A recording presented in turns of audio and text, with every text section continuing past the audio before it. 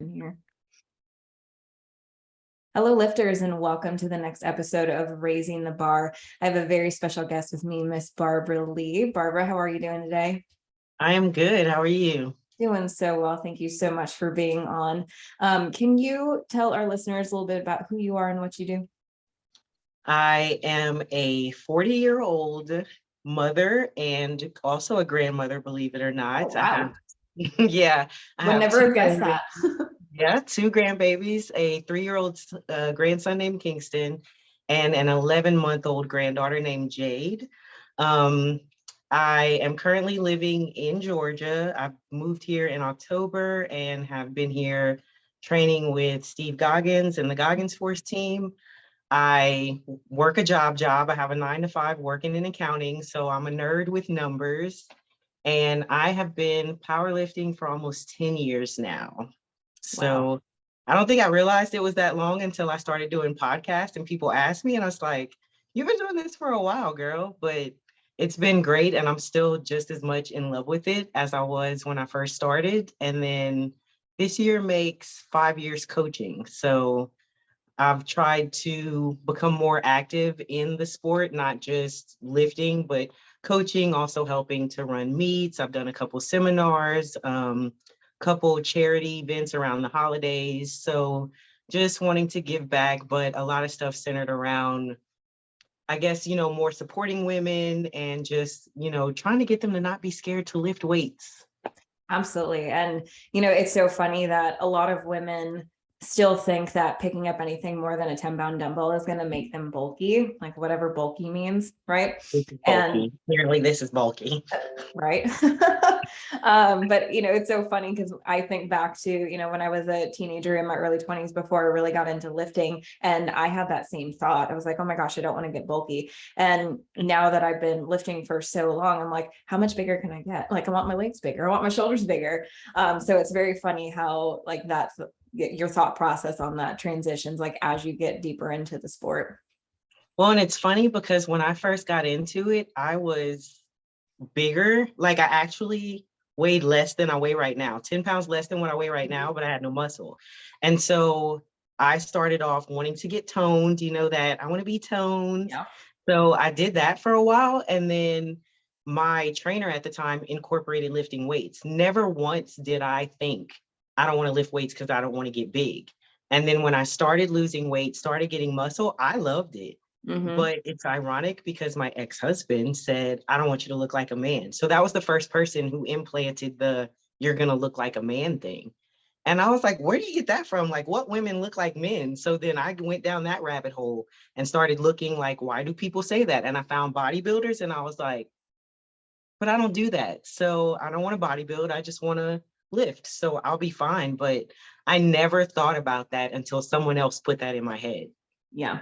And there is so much like societal pressure for women, especially for powerlifters. Like, and one thing that I love about you is when I follow your page, like you're so heavy into cosmetics and like you love the beauty and like the beauty industry. And Right. and I love that because a lot of times people think that women that are strong and muscular and femininity can't coexist at the same time. That's absolutely not true at all. No, and that's why I took COVID and I conquered another fear. And I said, I'm going to start a YouTube channel and I'm going to do makeup on my YouTube channel. And the hardest thing about it was I had severe acne when I was in my 30s. And so I had really bad acne scarring and I never wanted anybody to see me without makeup. Mm-hmm. And so my son actually said, Mom, just do it because there's other people who have acne and you never can tell when you have makeup on. So you need to teach people how to do their makeup if they have acne scars. And I was like, okay, I'm going to make a drink and I'm going to sit down and I'm going to do my first video. I had to do it with a drink because, liquid courage will make you do anything. Right. And Yeah. so my YouTube channel is, it's actually my Instagram, Miss Barbell Barbie, but I named it Beauty and Strength because I want it to be about, there's beauty in being strong, but there's also a sense of strength that you get from feeling like you feel beautiful. So I just thought it was perfect to incorporate my weightlifting with my makeup and hair. Like I do wigs, I do nails, like the whole nine. So it's been fun because I've also had to teach myself how to do those things. And it gives me an escape when I want to get out the gym for a little bit and just lose myself in something else. So it's been fun. Absolutely. Funny enough, before I transitioned into coaching full time, I was in the cosmetic and fashion industry for years. And before I started lifting, like I had, insecurities with the way that I looked, and looking back on it, I know that I was compensating with like the amount of makeup that I would wear, and always had to look perfect anytime I left the house, even if I was just going to the grocery store. And it stemmed from not being comfortable in my own body. Right. And so when I found lifting and found my beauty through strength, like you said, I think it's very eloquently put. Like I've noticed now that over the years, I don't have to wear as much makeup. Like going to the grocery store, I don't have to put anything on. Like I'm cool with that because I'm so much more confident in myself, and I don't necessarily feel like I have to hide it through makeup. And like I love how makeup makes women feel, right? And it accentuates like, those natural features of a woman. And I think it's fantastic. And like you're trying to bring those two together and really prove that femininity and strength can go together. And I think that's fantastic. Right. And I think it's funny because more now I go out, like you said, wearing less makeup. Because part of it's because I'm like, hey, people have seen you without makeup now. So you don't have to pretend. If anything, I'm like, I'm going to put some concealer on because I don't always sleep the best. So you can hide your designer under eye bags. Nobody needs to see that.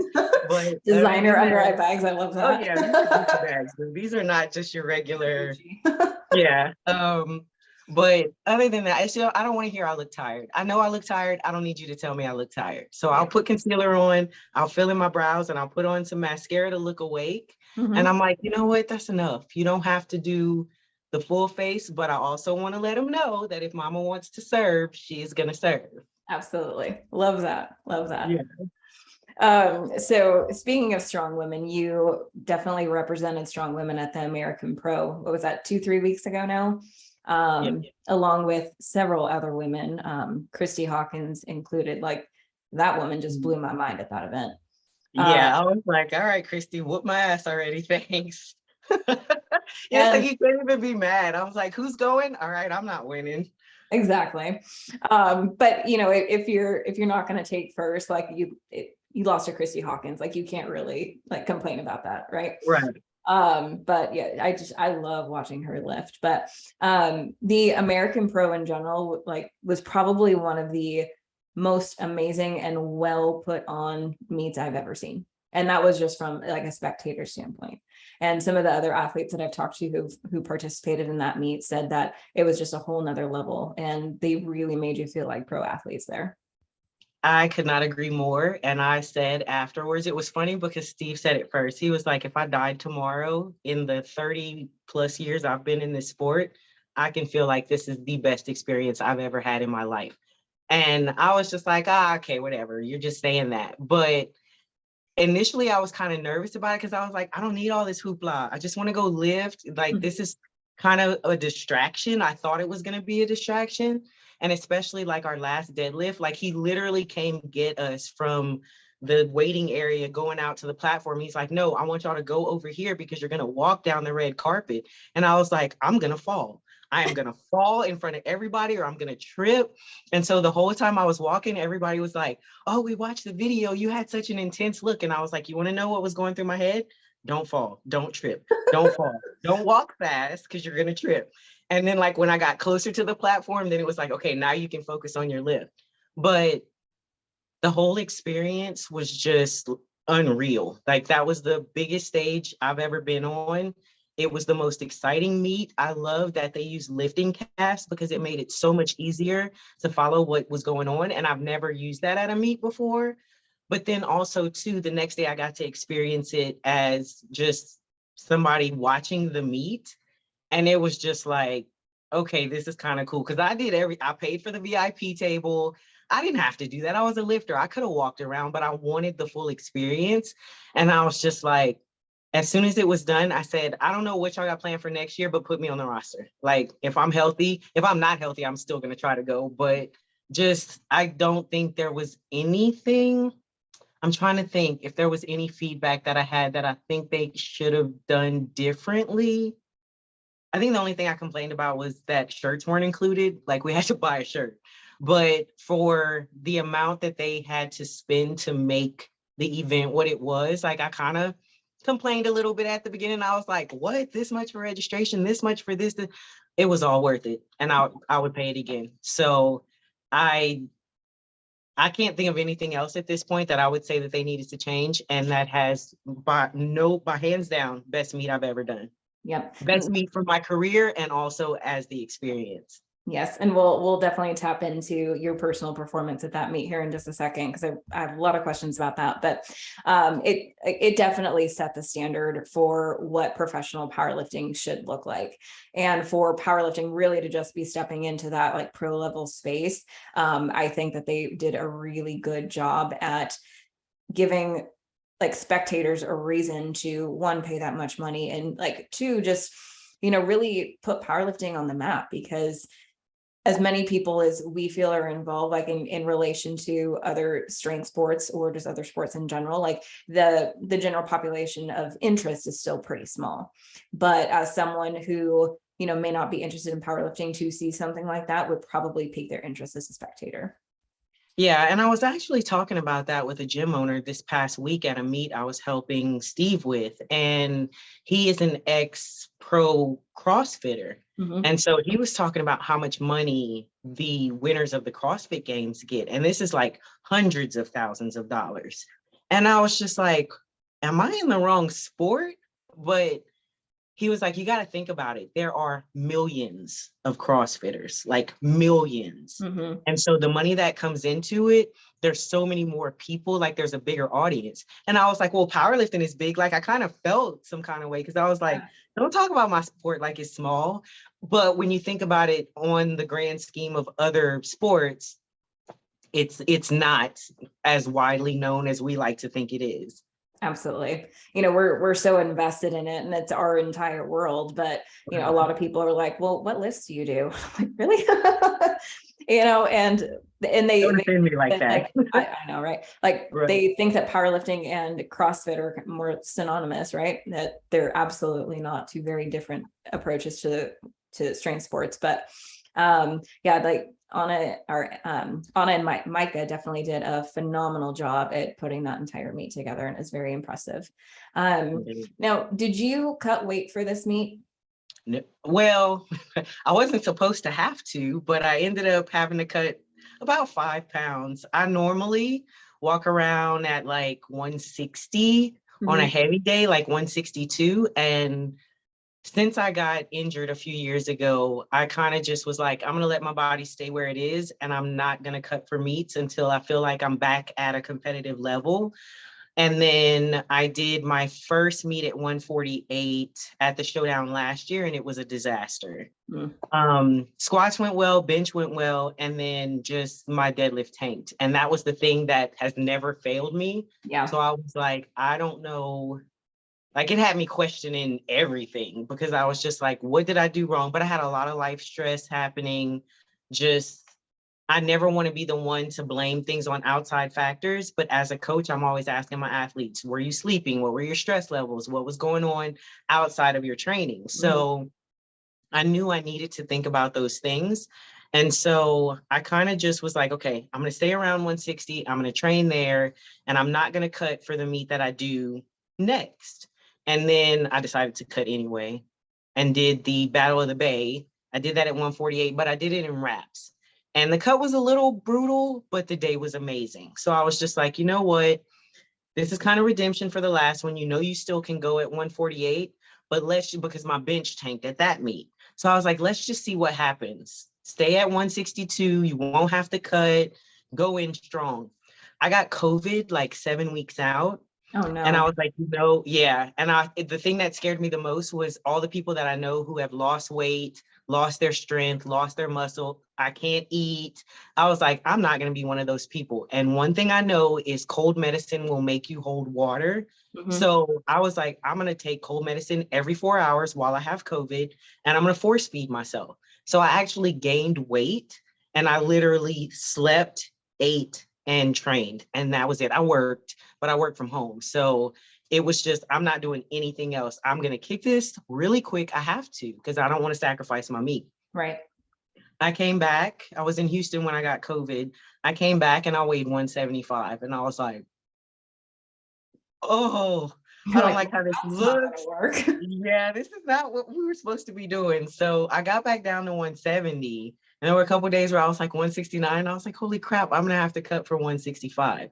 Never been in this position before. So I couldn't even water load. I just like cut my carbs, did a little cardio, and then I just stopped eating and drinking at like noon the day before, and I was fine.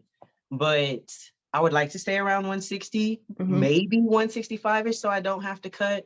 But I am going to be cutting I'm competing again in 6 weeks. Don't That's be a like quick me. turnaround. Yeah, don't be like me. It's rough. Do as I say, Um, not as I do. yeah, I'm Hmm. doing that one and I'm cutting to 148. So right now I'm at about 164, 165, and I've been holding there since the meet's been over, but it's going to be some work to get Yeah. back down to 148 after my body has felt so comfortable and grown into this 165. Hmm. So is it giving you a competitive advantage to be in a lower weight class for that one? Yeah, I mean, it's a meet that's everything is by dots. So the Gotcha. lower I can get my weight, the better. Yeah. Um, I used to, before I got hurt, I always competed raw at 148 and then competed in wraps at 165. Because of the overload, I just felt like it would be better to have more weight on Absolutely. me. Um, so this meat is raw, and it's also like redemption for the showdown last year, kind of is what I'm telling myself. Hmm. So I'm excited about it. The first week back training, like I took a week off after the meet. Well, I didn't get to take a week off, but it was light. And then the next week we did heavy sessions. And I was like, wait, we're starting at what weight?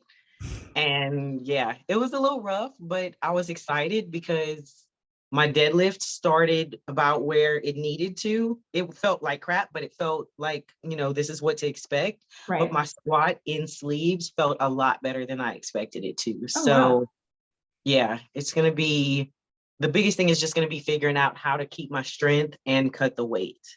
That's But such a hard combination. yeah, so I'm starting now. I've added cardio on days when I'm not training, which I have never been a big fan of. And I'm more the type like I'll cut my food before I do cardio. But now I'm like, no, sweetheart, you have to do both. Yeah. So I'm trying to do more, not necessarily diet per se. I'm just not eating like crap. And then I don't do carbs at night. I'm fine with meat and vegetables and Sure. helps my body float more in the evening. So we'll see what happens. Yeah. Well, I'm sure you can tackle that. No problem. I'm the complete opposite though. I will add in cardio before I cut my food. Like I need to eat. I know, and it's just like I just tell myself it's only for a little while, Yeah. and then you'll get to enjoy it all later again. So Right. it's not, I don't cut everything out. It's just if I do decide to have something that I probably shouldn't, I'm very good at being able to do moderation. So like I found non-dairy ice cream, which I didn't know existed. I haven't had ice cream in years. Oh, you can I've get heard, non-dairy anything. yeah, now I know. So I'm like, I can have a pint and it'll literally last me a month because I will take like 3 bites and put it up and I'm good. And I don't feel like that throws any of my macros off the wagon. Mm-mm. And it got that craving out the way. And so I'm all right. So it never really makes me feel like, oh, I can't wait till this is over, unless I want to like go drinking or eat pizza or something I know is really going to mess me up for like a week. Right. Yeah, when you're in prep, you definitely have to sacrifice some of like the social aspects of it and going out with friends or family and doing all of that. So it is really important to have a very supportive circle around you and like not try to pressure you into doing things that you can't do right now. Yeah, and that's the hardest part, looking at my journey over the past 10 years competing. I don't have the same friends.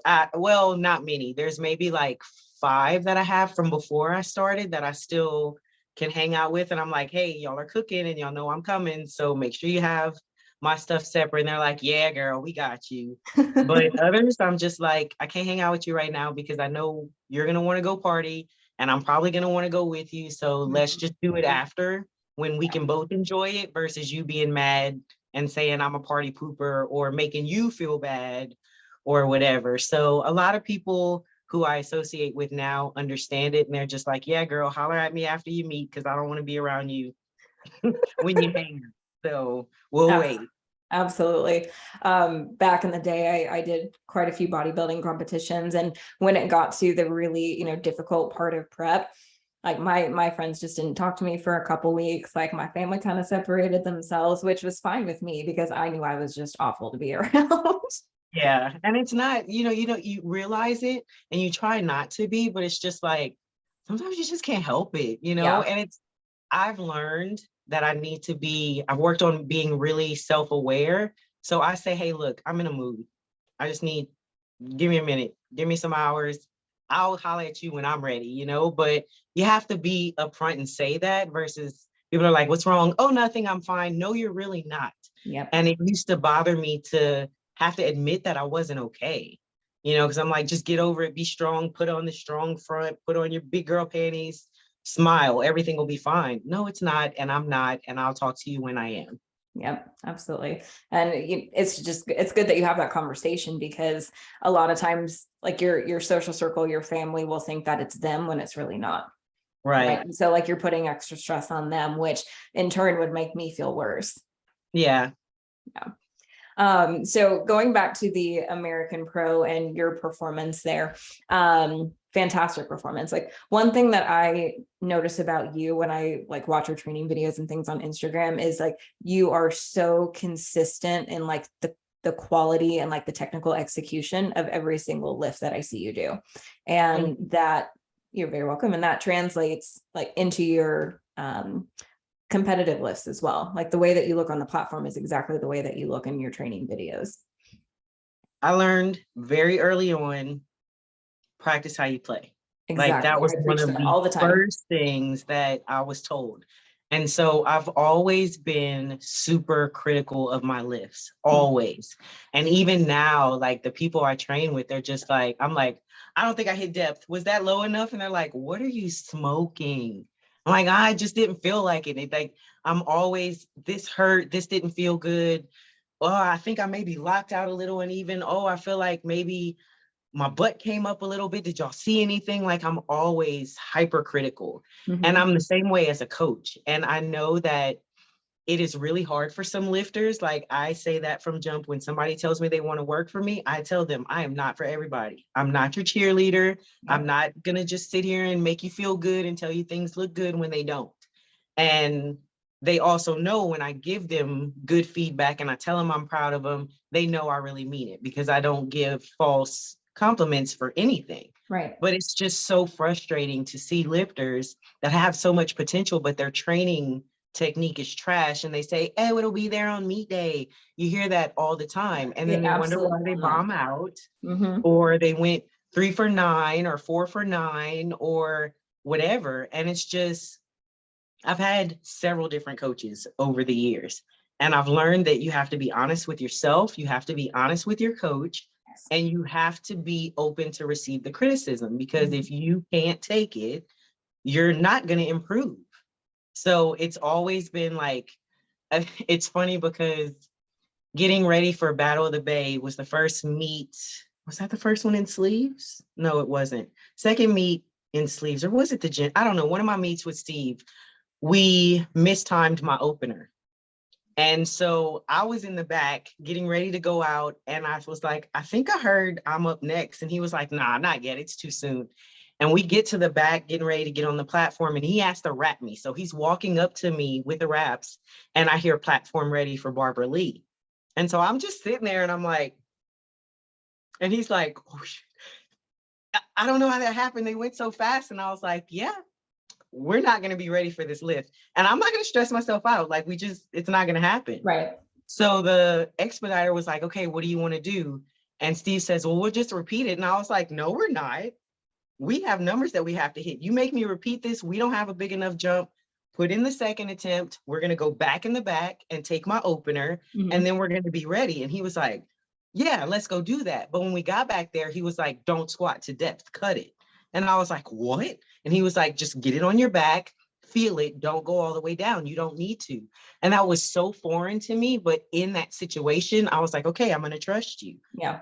And it ended up working out. I got my second, got my third. Everything was fine. We laugh about it now, but I've just never been okay with that was good enough, or, well, you can get it next time. Some people whose butt comes up all the time when they bench, you put them in a meet and tell them they can't lift their butt, they can't get it off their chest. Right. Or they don't train with proper pauses. And then they get to a meet and they can't do it. You can't just expect it to be there.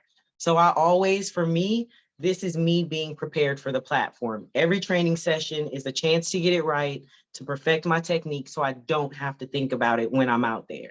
Absolutely. And that's something that I preach to all of my clients as well, and just drill into them, like, regardless of whether or not you have an empty bar or you have your max attempt, the way that you execute that needs to be exactly the same.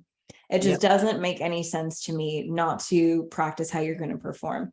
Right. Because it's so much more than just like being able to physically do it. But like the process that lifters go through when they set up for any lift, we'll say a squat, right? Like there's a mental checklist that you go through of things that need to happen before you can physically and mentally be prepared to, achieve that goal, right? And hit that squat.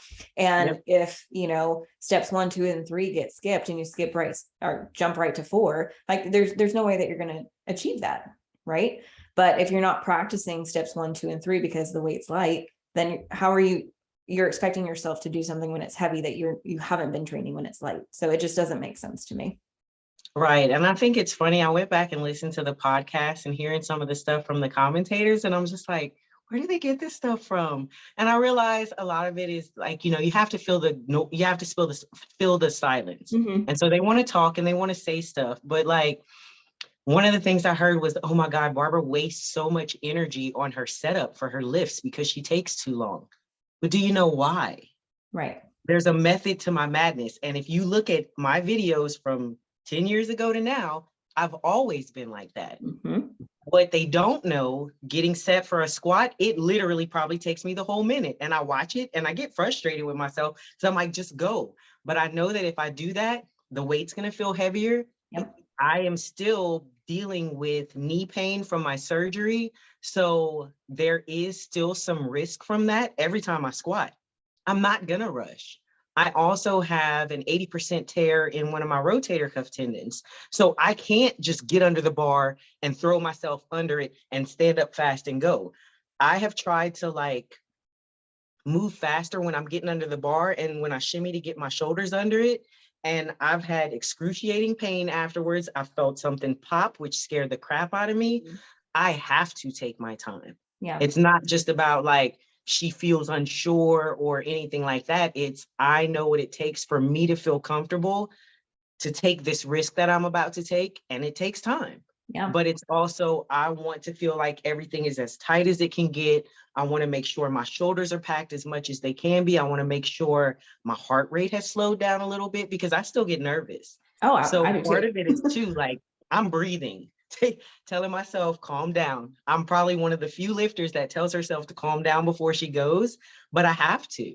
So all of that is part of the process for me too. So those same things that I do on the platform, I do them when I train. I take that long when I train. I'm not going to change it when I get to the meet. That's just a recipe for disaster. Right. And every lifter's setup and process for each lift is going to be different. And on the coaching side of things, you kind of have to figure out what is going to be best for that specific lifter that you're working with, and be able to work around what they need, not just physically but mentally as well, because this is very much a mental sport as it is a physical one. Right.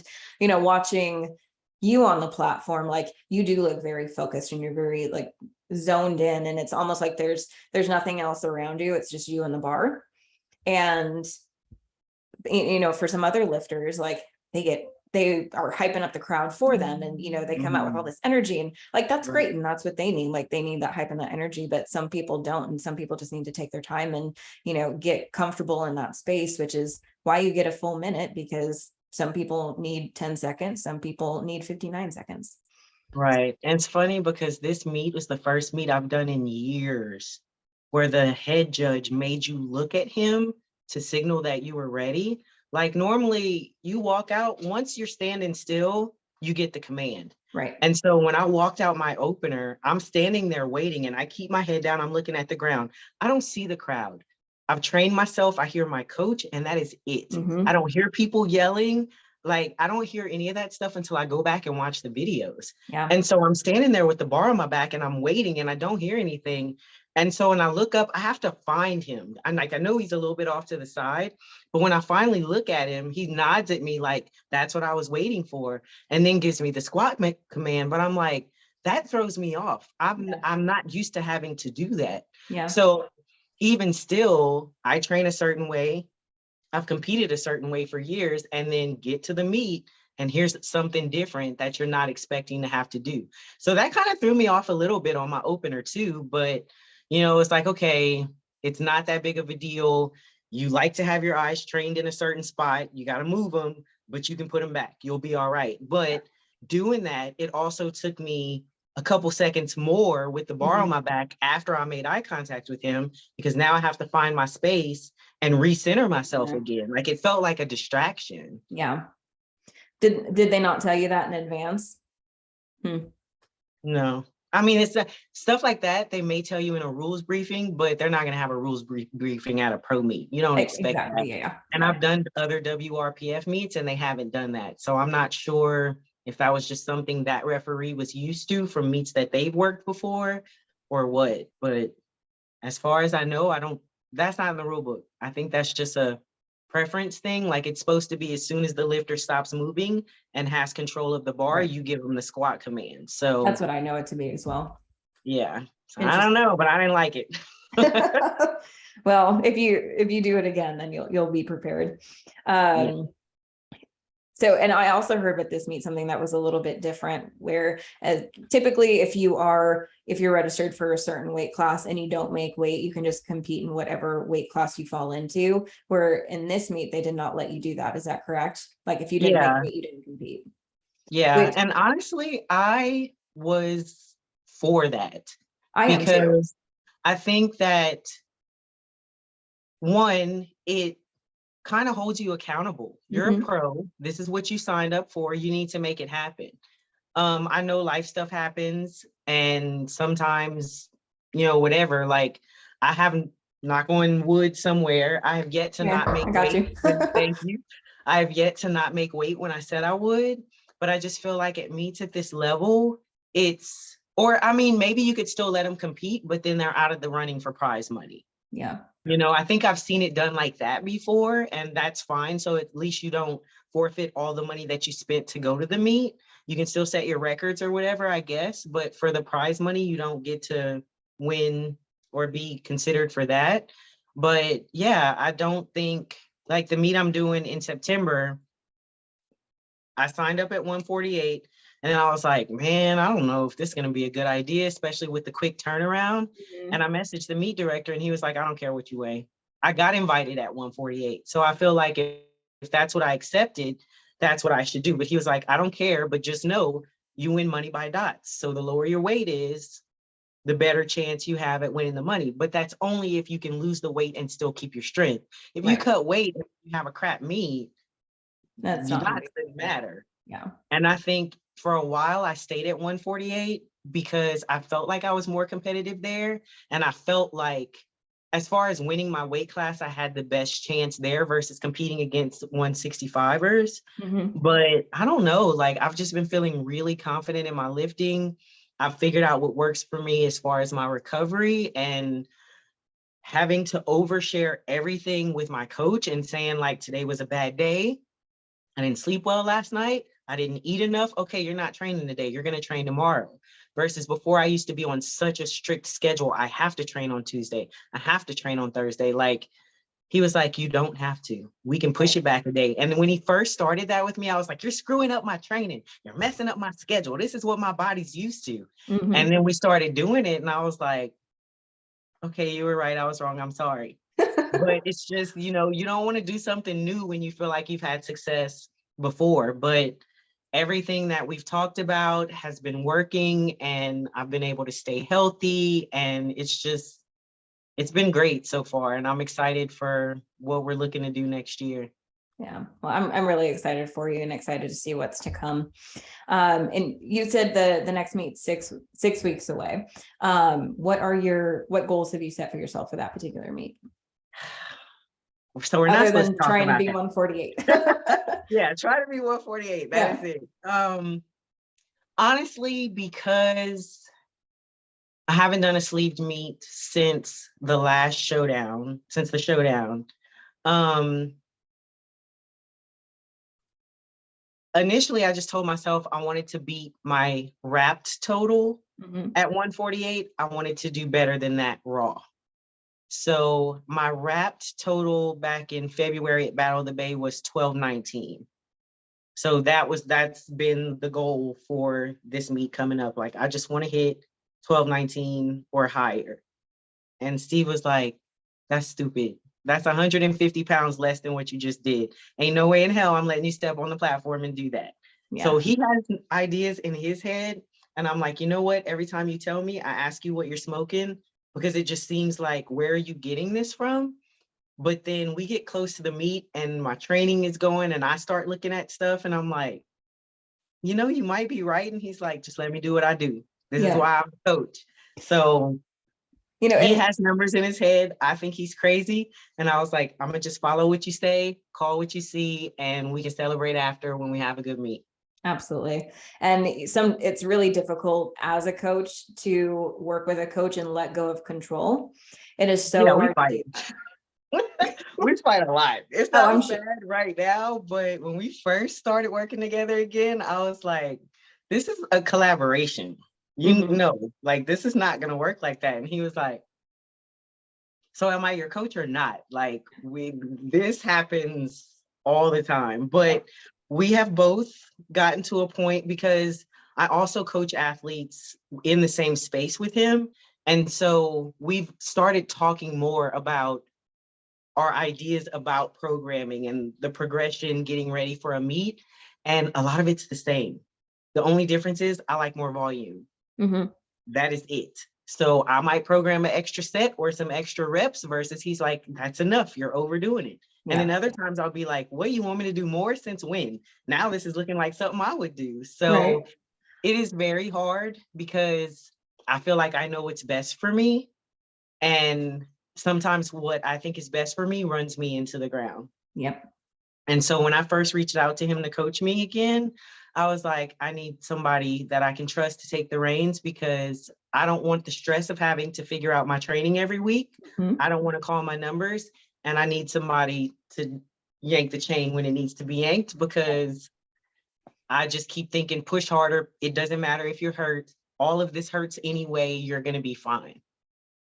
That's not the best mindset to be in as an athlete, because as we know, the recovery piece is so incredibly important. Well, not only And that, but because I'm getting older and I stopped factoring that part in. I was like, age doesn't matter. No, boo, it does. It yeah, really does. I can't remember who I was having this conversation with, but oh, it was Amber. We were talking about like the further that you progress in your powerlifting career, how you have more variables and more obstacles that you need to overcome. Like, just getting stronger doesn't eliminate all of those factors. Like, it actually adds more factors into the equation, and you Yep. don't realize that until you get there, right? So like, you being 40, things probably feel a lot different than they did when they were 30, when you just started. Right now Oh, you have yeah. 10 years of going through this sport, and obviously that's going to take a toll on you. And as women, our bodies change all the time and do crazy, ridiculous things, and like, you have to take that into account. Like, there's probably things that you're dealing with now that you didn't have to think about when you were 30, right? And so it's funny how it doesn't get easier. You just learn how to overcome those things and deal with obstacles as they get thrown at you. Yeah, I think that the biggest thing has been the weight. And I'm like, man, these cuts are not as easy as they Mhm. used to be. Or like, even when I know I'm eating clean, I'm like, man, my weight should be down a little more than it is right now. What is going on? But it's just, we actually, and this was more him than me, because I don't believe in rest. I've always been I have downtime. That means I'm not doing something I need to be doing, or I could be doing something else to better myself. So the idea of like rest, like, really, you're not going to go do programming. You're not going to go do cardio. You're not going to go play on YouTube, like actually physically relax your mind, relax your Mhm. body. I've never been into that. Yeah. And that is the biggest thing we've incorporated since I've been back training. And it's like, where are these numbers coming from? Like, you could have never told me after getting hurt that I would come back and in less than 3 years be stronger than I was before I got hurt, being Mhm. older. Never. Yep. Rest is such an important factor. And, as a coach, this, I know this, that when you're coaching somebody, you're not just coaching them through the training process, but you're literally like becoming a life coach in Yes. a lot of ways, right? Because Mhm. you get to know your athletes in such, a personal and deep way, and get to know so many things about their life. And you have to teach them how to manage that stress and teach them how to rest, because some people aren't very good at that. Some people are the opposite, like, well, you think you've had enough rest, maybe we need to do a little bit more work now. But it's crazy. It's not just coaching the lifts, and it's not just coaching the sport, it's really coaching the entire lifestyle. Right. I have one athlete, he trains his butt off. Like, I accidentally programmed him basically 2 deadlift sessions in one. Mm. And one of them was like something you would do 3 weeks out, like a heavy double or a triple. And he did it all. And he was like, man, coach, you killed me today. And I was like, when I saw the videos, I was like, what are you doing? He's like, I did everything you told me. I said, first of all, you didn't think you should have asked me? Did I really mean to put that in? This is what happens when I program on my phone late at night, like, oh crap, I forgot to do this person's workout. And so I was like, okay, talk to me. How are you feeling? How is your stress? How's your sleep? And he's like, I don't sleep much. Like, I've been like this for years. And I was like, you do know that's kind of why we keep hitting this wall right Mm-hmm. before the meet. And I was like, do you take a sleep aid? And he was like, nah, I don't want to take that. I don't want to get dependent. If you don't go to the drugstore and buy you a non-habit forming sleep aid and at least minimum take that the night before you train, we're going to physically fight next time I see you. Like, I don't understand. I take a sleep aid every night. My mind does not shut off. Mine doesn't I, either. I normally try not to on the weekends, but between my job and training and coaching and everything else, if I don't, I will wake up, and sometimes even taking a sleep aid, I'll wake up at 4 o'clock in the morning and I'm up for 2 to 3 hours. Mm-hmm. So it's just like, if I can do something that helps me not have that happen, why would I not? And then when I don't need it, I don't take it. And if I Yeah. don't feel well, then that's fine. But what you that yeah, It, I was it like, can be I'm a an every fight night you. thing. Yeah. Yeah, Once in a while, it happens to everybody. Every single night, we have some issues. yeah. Yeah, absolutely.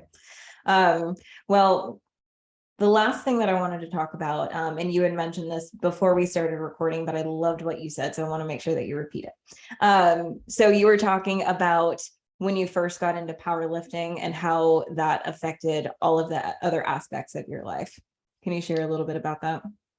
Yeah, I was just saying, what we were talking about, how like talking to people on social media Mm-hmm. and then actually meeting them and they're actually the people who they say they are.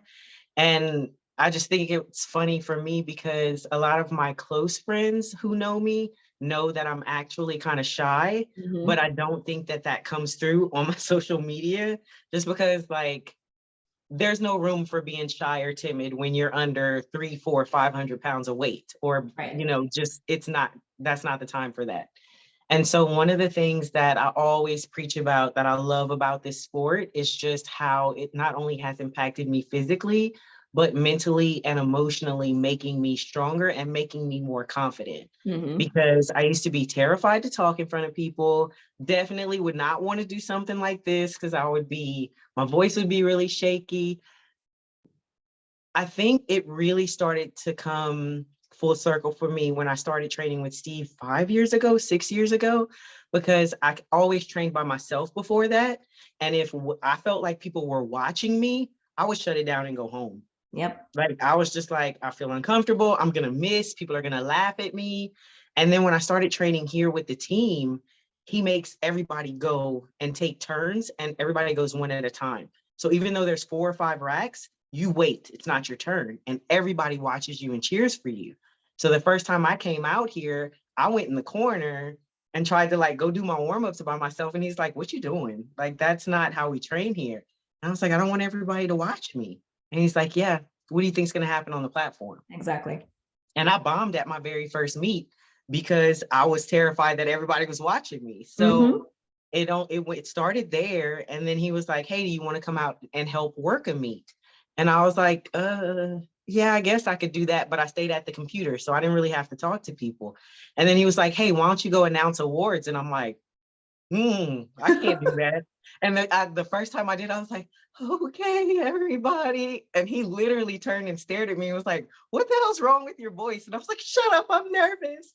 But now it's like, hey, let's host a meet. And like, I'm doing the introduction, I'm talking to people, wanting to do seminars, and just, I feel like I've kind of found my thing that makes me feel more in love with myself. And so by having that, it makes me feel more confident to talk to other people, because I want, if it's not this, that's fine, but just maybe sharing my story will help inspire them to want to find something that makes them feel this way. Absolutely. Yeah, I experienced the exact same thing. Like before I found powerlifting, like very, very much an introvert. Now I would categorize myself as a extroverted introvert. So when it comes to like fitness and talking about powerlifting and all that, like I can talk about that for days to anybody. But in other like social aspects, I tend to be a little bit more quiet, a little bit more reserved. So like I've definitely found what brings out my natural personality, but it took a long time to get there. And you were saying like being nervous about coming onto a podcast. Like I was nervous to start a podcast. I'm like, I don't talk for the sake of talking. Like that's just not who I am. But I'm talking about something that I'm super passionate about. And so like over time, obviously it gets a lot easier. Right. But it's so funny how like I've heard that story so many times, right? Like that's a story that we share with a lot of lifters.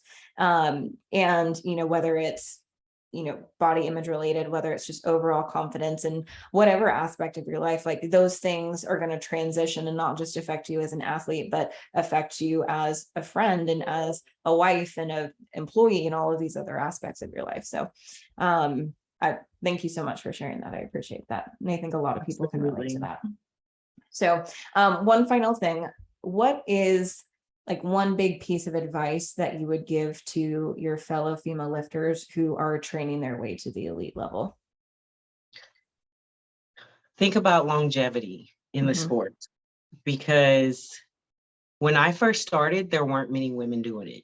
Right. And it didn't discourage me. It was kind of just like, it sucks. Like I remember one of my last meets before I decided to let go. I started in the 132s a long, long time ago. But that last meet, that cut was horrible, barely made weight. And I went 1 for 3. And I was like, I'm not cutting anymore. I was the only woman in the whole meet. So I had to, that was very intimidating, because it was like, I went and then they loaded on a bunch of plates and it was like, okay, now the meet starts. And, it's just like, whatever, I don't care. I'm just going to keep doing this. And I've made so many friends along the way. I've learned so much, but I've seen a lot of people come and go, a lot. And they come and they're like at the top within a year. And I'm like, how? That's what I want to know. Yeah. And, it was when I first got into it, I had a coach that was online and she'd only been lifting for a couple years, but she had all-time world records. And I was just like, how? What are you like? What are you doing? And she was like, oh, just keep training. You'll get there. She wasn't honest about what she was doing, number one. And so that made a huge difference for her. But also too, like, she didn't compete anymore. She didn't compete for, I think, like maybe a year after she started working with me, she was done. So I'm always like, hey, and it was hard for me to grasp, because I was just like, how do I get stronger? How do I get stronger? Part of the reason I got injured, one, I didn't know that I didn't have an ACL. So there was instability in that knee to begin with, but I was overtrained and I was chasing numbers. And I was chasing numbers like, within the next year, I want to hit this. Within the next year, I want to hit this. And then, you got there, but look what happened. Right. So now it's like, even since I got hurt and coming back, like I haven't missed since I started competing. There hasn't been a year I haven't competed. Even the year I got hurt, I took like the 1 year anniversary, I competed from my injury or from my surgery. But it's just been even girls that I watched as I was coming back, like, who is this chick? Where did she come from? Where did these numbers come from? And some of them aren't there anymore. Right. So it's like, if it means a lot to you and you want to do well in it, take your time. Mm-hmm. And just do it. Like, don't worry about having to be strong enough. Don't worry about trying to compare yourself to anybody else. Yep. Do not cut for your first meet. Just Nope. don't. Please don't. But just, find a good support system, that more than anything else, because it is really easy to listen to the outside noise and get distracted and listen to the people telling you not to. Right. Because in my family, nobody works out. Absolutely nobody. Mm-hmm. So it was my own family telling me I look like a man. I had man arms, and asking my ex, how do you sleep next to that dude at night? And just, I wasn't even big then. Like, I'm way bigger now. So I can just imagine what they'll say. But it almost made me quit. And then I found friends. Like, I had 2 friends, and they were both in the space of fitness, and they were just like, when you need somebody, call us. Don't talk to anybody else. Yep. You don't need negativity. Find a good support system. Just do it. Take your time. That is what I would say. Absolutely. And I 100% agree with you. And, and I find this more with women than with men, I'm not strong enough, like, conversation. It's like, well, you also have to take into account who are you looking at? Like, Right. Are you looking at people who have been doing this for a very long time and are at that elite level and at that pro level? Or are you going to local meets and seeing what your actual competition is going to be? Exactly. And even then, like, even if you're the one that opens up the meet, who cares? You're still so far ahead of everyone sitting in the audience that's not competing at all. Right. So just the fact that you're doing it and you're putting in the time and the effort and grinding, like, that speaks volumes just by itself. Because, you can't look at a female lifter at the American Pro, right? If you're just getting into powerlifting, otherwise you're never going to do it. Right. But you didn't start off there. Right. No. You started off at a local meet, opening up the meet amongst all these men and doing your thing. So it's not necessarily comparing apples to apples when you look at it like that. And, what I love about the powerlifting community is people are so accessible and very open to help new lifters and answer questions and, be that support. There isn't one power lifter, even at the elite level, that I have personally DM'd for, one reason or another that I haven't gotten a response from. Whereas, some people like, the bodybuilding world or whatever, like, you don't have those types of connections. You know what I mean? Mm-hmm. So and the crazy thing is, this past year in March, I was like, okay, turning 40 this year. I normally want to have a deadlift party for my birthday. And so I was like, so I was like, hey, how about we have a meet, like a full meet? And so named it Queens of the South, women's only. And I was like, I'm going to put up some money because I want to make sure the girls have something. We're going to do sashes, tiaras, like all of the fancy girly stuff. You have no idea how many women said to me, I want to come, but I don't think I'm qualified. I want to come, but I don't think I'm strong enough. It's a local meet. Just because I want you to win some money doesn't make it like am I qualified? Do I have to have competed before? No. And guess what? If it's your first meet and you were the only one in your weight class, the 125 that you won paid for your entry fee. Like, so what? But I had a lot of women who did not compete and didn't want to sign up because I don't think I'm qualified. I don't think I'm strong enough. I'm not going to win. You're not going to win some other meets either. So are you not going to do those? Do you know how many meets I go to that I know I'm not going to win? Even at this level, like, I always say, set goals for yourself. Set individual goals that will make your meet successful. Because if you base it just on whether or not you win, you're going to quit. Absolutely. I went into the American Pro and I was like, my goal is I want to squat 500 pounds. I've never squatted that in my life. This is a big stage. And if I can accomplish that at this meet, it's a win. I don't care what else happens. I want my deadlift to be there too. I wasn't even thinking about where I was going to place. just that was not on my radar. I just want to have a good meet. And if I hit my goals, wherever that puts me, I had a good meet and I'm celebrating. Absolutely. And the Well, rest of it was just the icing on the cake. yeah. Well, you did it. I did. I did. I was just like, wait, like when we got to deadlifts and Steve was like, I think you're going to be able to finish second. And I was like, we're not talking about that. I don't want to hear that. I just want to go deadlift. Like, let me Exactly. my numbers. That's it. I was like, we got my squat. We got more than what I wanted on my squat, more than what I expected on my bench. I was like, deadlift, I want 550. That's all I want. And then we ended up doing more than that too. So you could have told me I finished last. And I was celebrating at my VIP table like I won. Absolutely. As you should. Yes. You gotta put everything into perspective. Yeah, absolutely. That's so awesome. What that put your dot score? 608. Oh, you're in the sixes now. First time ever. Dang, girl. And that's why I was like, I didn't even think about that. And then when we started looking at numbers, and I was like, what you're talking about, Steve, will get me a 600 dots. And he's like, okay, well then and I was like, you're crazy. There's no way. There's no way. So yeah, it was actually higher than we both figured we could have finished at. So wow. Yeah, when I say this meet couldn't have been more perfect, like everything was more than spot on for what I wanted. Oh, that's awesome. It'd be Congratulations. hard to top it. You what? I said it's gonna be hard to top it, like going to any other meet and the environment not being like that. Like, oh man, we don't get a red carpet. See, that's what I told you. See, they set the standard. Now that's going to be the expectation for privilege Right. going forward. Where's my big backboard with all the lights and stuff? Right. I know. Well, next year, right? I'm definitely. They're going to be doing it again next year. So that's awesome. Hopefully I will be there. Oh, good. Can't wait. Well, Barbara, I really appreciate you chatting with me today. And I cannot wait to see what you pull out at this next meet that you're doing in a couple weeks. Thank you for having me. I will keep posting my training on my Instagram. I don't do Facebook as much anymore. I know everybody's on TikTok, not really my thing. I'm still trying to figure it out. I feel like I'm like literally like a grandma, like, what's this TikTok thing everybody's doing? So I feel the exact same way. Like I started a TikTok just because I kind of feel like you have to now, like it's going to turn into like what Instagram is now. But I'm like, I don't understand it. Like I personally, I don't like scrolling through stupid videos. And I feel like that's all TikTok is. Yeah. And I don't know. I'm like, I posted 60 seconds, only 15 seconds got posted. I don't understand. So I'm Instagram right there with you. is my favorite. That's where all my stuff's going to be. Same. Us old folk will stay on Instagram. Right.